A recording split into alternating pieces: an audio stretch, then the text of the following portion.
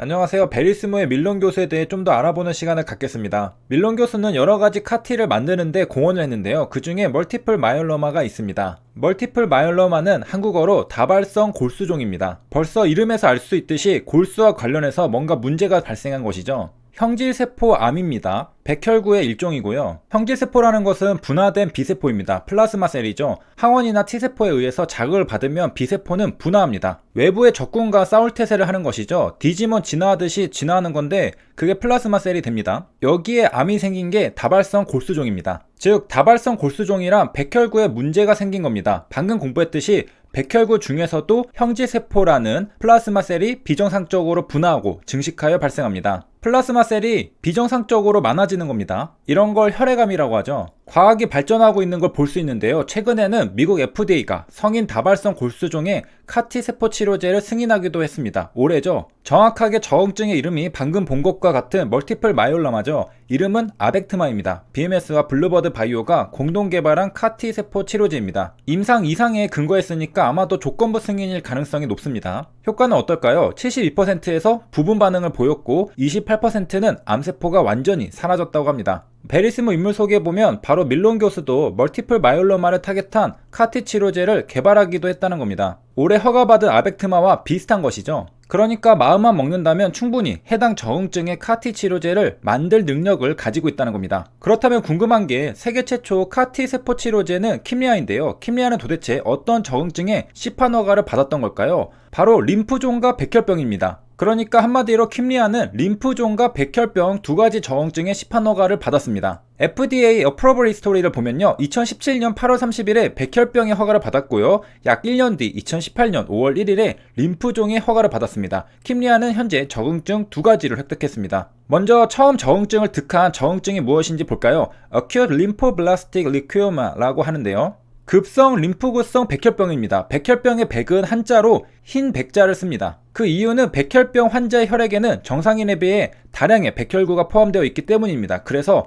상대적으로 하얀색으로 보이죠. 급성 림프구성 백혈병을 줄여서 올이라고 표현합니다. 이 올이라는 것은 특징이 있습니다. 모든 연령의 사람들에게서 발생할 수 있지만 소아에게서 가장 일반적으로 발생하는 혈액암입니다. 15세 미만의 소아가 가장 많고요. 소아가 백혈병에 걸렸다 하면 75%가 이 올입니다. 특히 올은 2세에서 5세 사이에 어린아이에게 가장 자주 영향을 미친다고 합니다. 그러니까 한마디로 올은 소아 백혈병이라는 겁니다. 그래서 킴리아가 올 환자들의 나이를 25세 이하로 허가를 받은 것입니다. 왜? 어린 소아들에게서 많이 발생하는 백혈병이 바로 올이기 때문이죠. 올 환자들은 치료가 가능하기 전에는 대부분 진단 몇 개월 이내에 사망했다고 합니다. 하지만 현재 올 환자들은 거의 완치가 됩니다. 어린아이의 80%가 완치되고요. 성인의 30에서 40%가 완치가 됩니다. FDA가 킴리아를 처음 허가한 내용을 보면요. Pediatric이라는 단어가 나오는데 이게 소아라는 뜻입니다. 그리고 young adult라는 말도 나오는데요. 25세 이하이기 때문에 young adult라는 표현도 함께 등장하는 겁니다.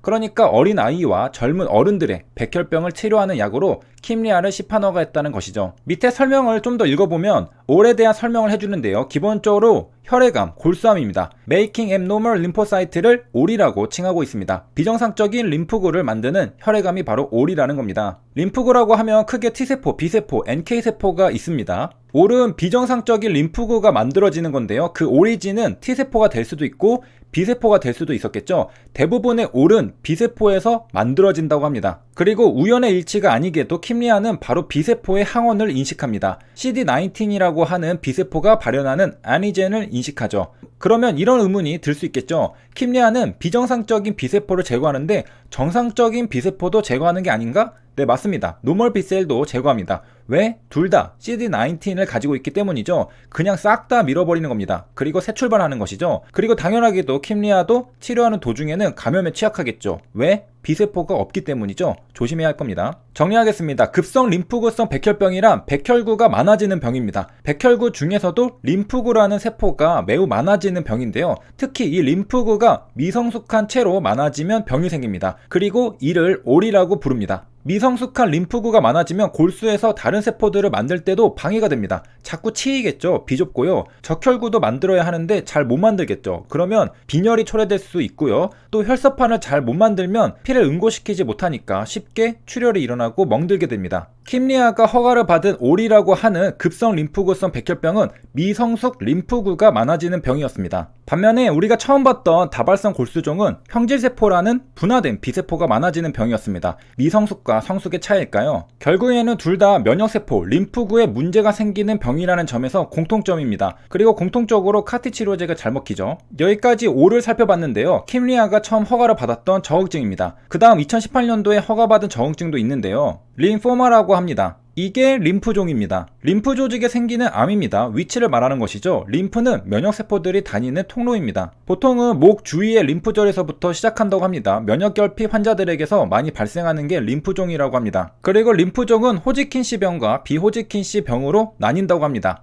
허가받은 내용을 보면 어덜트 페이션트를 대상으로 받았습니다. 여기까지가 킴리아가 허가받은 저응증들이었고요. 림프종과 백혈병의 허가를 받았던 것이었습니다. 밀론 교수는 다발성 골수종뿐만 아니라 솔리드 투머에 대한 카티 치료제를 개발하는 데도 공헌을 했습니다. 그리고 바로 베리스모에서는 카티 치료제로 솔리드 투머를 정복해보려고 하는 겁니다. 이미 다발성 골수종은 올해 초에 다른 제약사에서 FDA로부터 시판 허가를 받았죠. BMS와 블루버드 바이오가 공동 개발한 아벡트마입니다. 이건 양보하고요. 솔리드 투머에서 성과를 내보겠다는 게 바로 베리스모의 설립 목적입니다. 그러니까 현재 글로벌 제약사들에서는 카티 치료제로 다양한 저응증에 앞다퉈서 진입하고 있는데요. 일단 다른 경쟁사들이 개발이 빠르니까 양보하고 고용하면서 승부를 보겠다는 게 베리스모입니다. 그리고 다행히도 밀론 교수는 여러가지 저응증에 카티 치료제를 개발했던 경험이 있다 보니까 의미 있는 신약 후보 물질을 만들어낼 수 있지 않을까 기대해 볼 수 있다는 겁니다. 현재는 어소시에이트 프로페서로 있다고 하는데요. 미국에서 교수마다 조금씩 이름이 다릅니다. 같은 프로페서도 정교수나 부교수나 조교수나 다르다는 것이죠. 밀론 교수는 부교수네요. 지위는 어떻게 되느냐? 부교수는 그 밑에 조교수에서 5, 7년 정도 있다가 승진한 직급이라고 합니다. 밀론 교수는 교수의 직급으로 본다면 그 다음 단계가 있습니다. 바로 정교수죠. 풀 프로페서라고 하는데요. 이게 부교수에서 승진한 직급입니다. 여기서부터는 형식적으로 정년이 보장된다고 합니다. 아직 정교수가 아니라는 말은 그만큼 젊다는 뜻일까요? 사진을 보면 좀 젊어 보이기도 합니다.